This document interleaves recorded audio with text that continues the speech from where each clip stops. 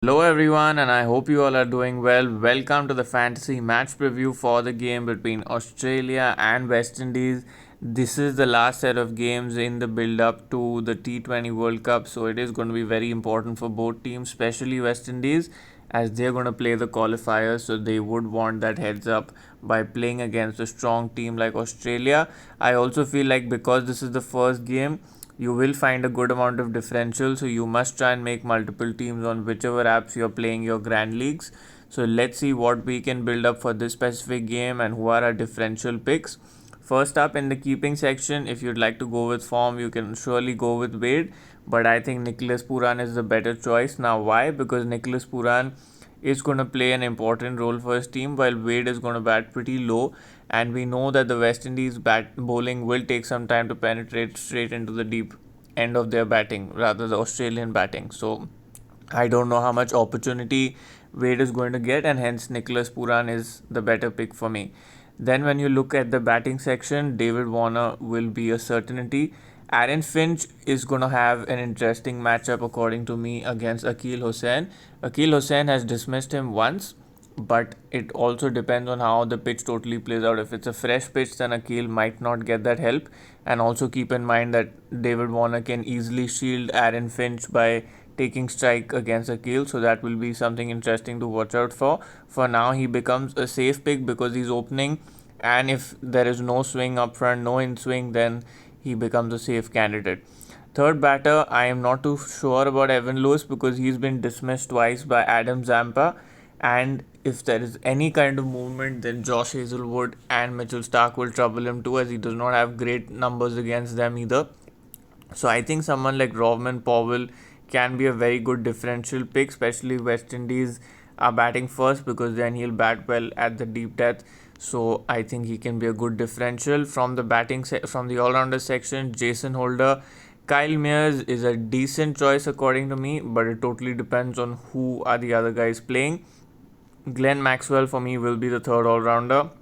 I also feel like Mitchell Marsh, because he's playing only as a batter, might reduce his value slightly.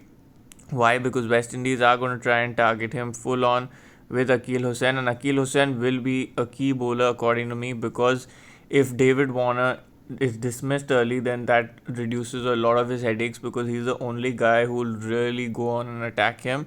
Everybody else will have certain troubles and might try to play a rash shot here and there. Adam Zampa bowling first or bowling second should be in your team. Mitchell Stark should be in your team. Josh Hazelwood, especially if bowling first, should be in your team.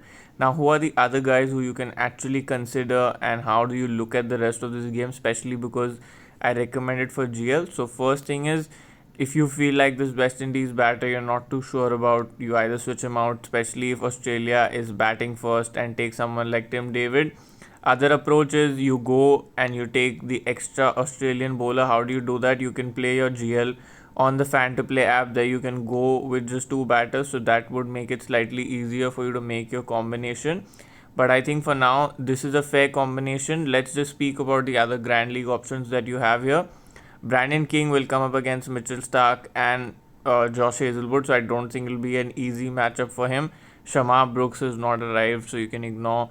Cameron Green, I think everybody in the FCP family knows that's a special relationship for us, but keep in mind that he is not part of the T20 World Cup squad, so that hence I'm not expecting him to start.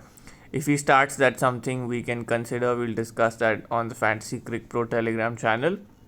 Daniel Sams, if he's bowling first, will be a very good choice, because we know that even though he's loose with line and length at points, he kind of bowls those kind of deliveries which tend to get you wickets with the ball. So I think that makes him useful, especially if he is bowling first. Same for Obed McCoy. If he's bowling first, you'll have to pick him. Alzari Joseph if bowling first. Adam Zampa if bowling second, rather, Grand League captaincy choice.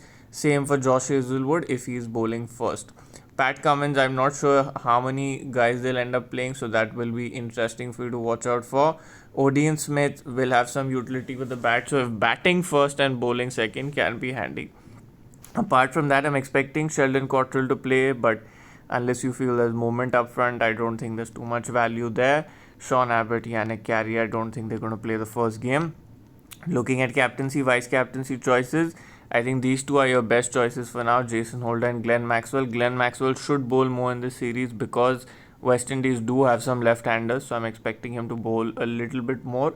So I think they are the best choices for now. Now let's look at the Exchange 22 picks for this game and what we can do there.